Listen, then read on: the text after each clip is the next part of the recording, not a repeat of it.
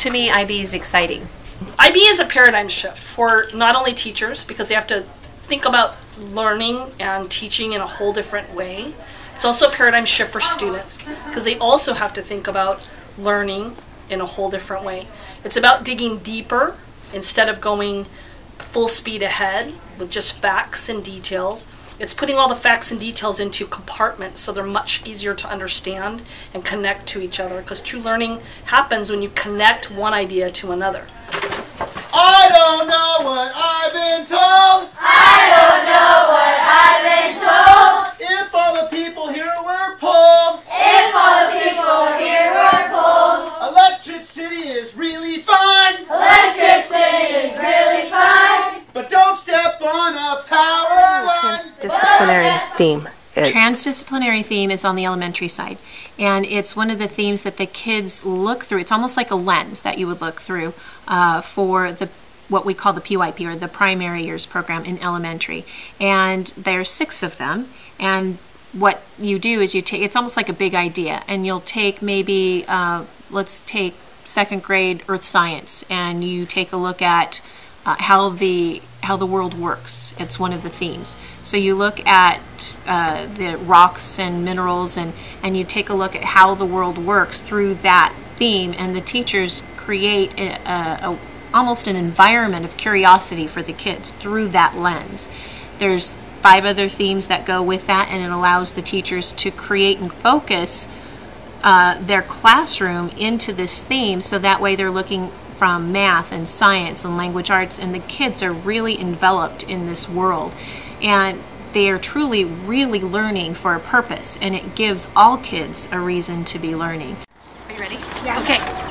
The central idea we've been studying is all living things have needs that determine their survival. So what are the 3 things? Who can tell me one of them?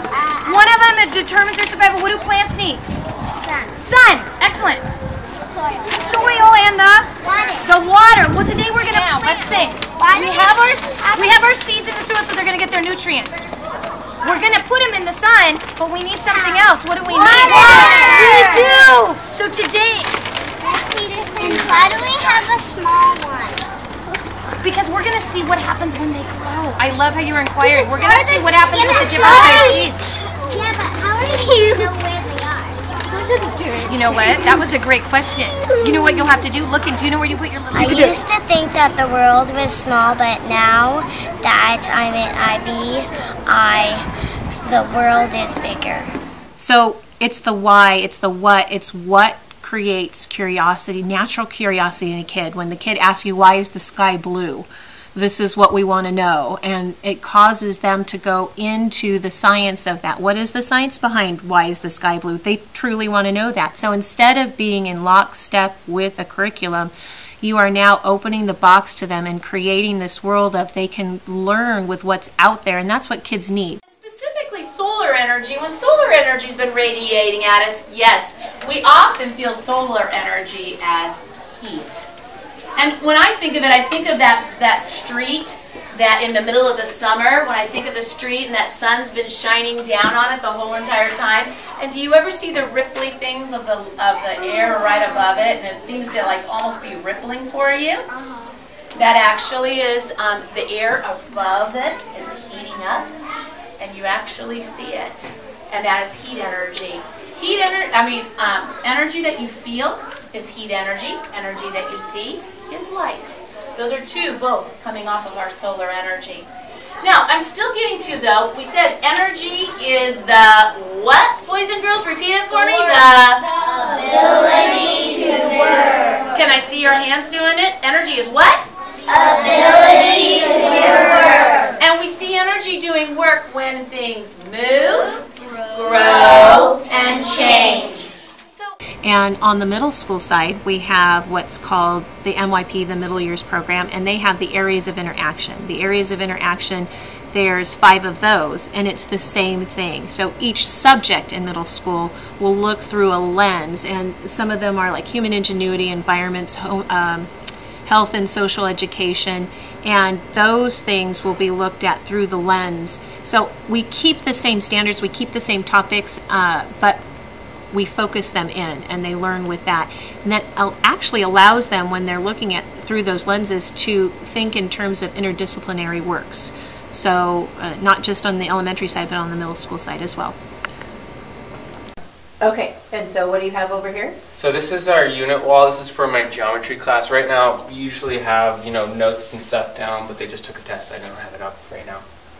But we go through different units, and we have our big idea, which is this one we did a little while ago. It was, how has the process of scaling changed the way we do things? So we talked about scale, and we were talking about proportions and things like that. And the unit of inquiry title, we called it Rationalizing Between Similarity and Proportions. And what's the area of interaction? So the area of interaction was human ingenuity. And then we actually had, and then we have our standard over here. So that's the California standard, right? Yeah, California standard. You apply the math to it and the physics to it.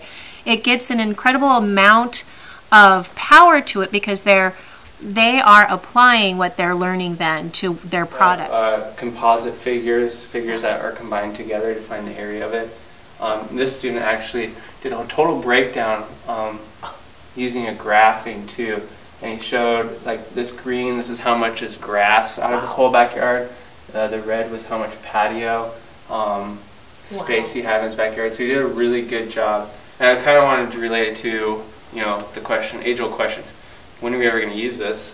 And I was like, well, if you create your own backyard, this is a lot like what landscape people do. Designers would do, something like this. So they have to have space, and they have to make sure that they're using the space. So IB is engaging. It's for a purpose. Students are honestly wanting to know about what they are learning about in the classroom. If they're engaged in a project, say as building an earthquake-safe house, they need to know, and they want to know, what causes earthquakes, what in Earth's structure causes these things to happen, how does the Earth shake. So in their science classes, they're learning gestures.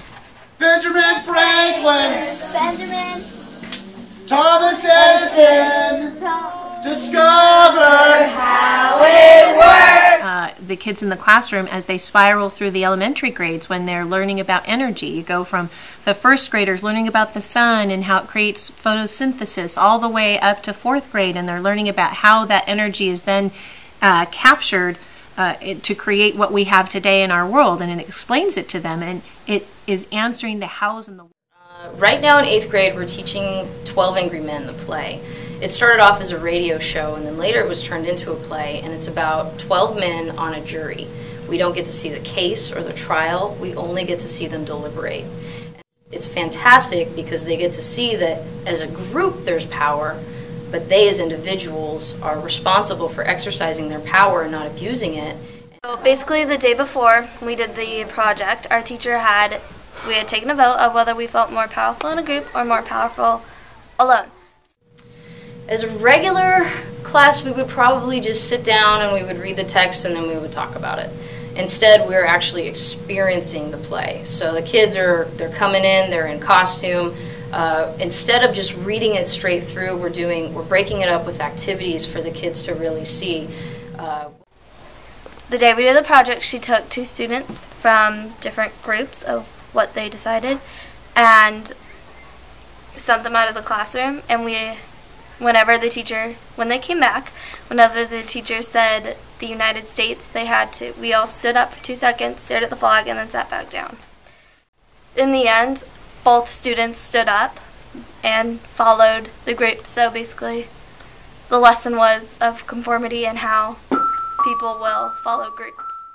Yesterday, we actually played a game with PE, so we used Mr. Paterno's class, and we played a game called Sharks and Minnows, where it starts off with there's the majority of people, they're standing on one side of the field, and there's one person, the shark, that has to tag them as they run to the other side. What was neat, though, is because as soon as those kids get tagged, they also become sharks. And we see that in the beginning, when there's 40 versus 1, the 40 have the power, they're going to get to the other side. But then when there's several sharks, when they run back, all of a sudden the power starts to change and it starts to flip. And so we see how one individual can change the group.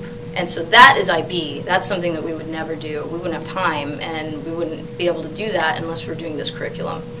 There's so much information out there. They have to take a look at what's out there and synthesize the information so it applies to what they want to know and what they want to do. And that's what IB does for these kids. IB is going to allow these kids to go into the 21st century world. I've been a teacher for several years now, not in an IB experience, and the thing that I'm seeing the most this year that I haven't seen in years past is that the kids change. They go from walking in the class one day having their ideas, and they walk out of the class changed and recognizing that they themselves can make an impact. And it is really, really impressive just to see the change that the kids go through from day one to the end of the year and know that it's ongoing. Discover how it works. Complete circuits are really cool. Complete circuits are really cool. But dangerous when you're in a pool. But dangerous when you're in a pool. Conductors make a circuit run. Conductors make the circuit run. In the water when you are done. In the water when you are done. Benjamin Franklin. Benjamin Franklin. Thomas Edison.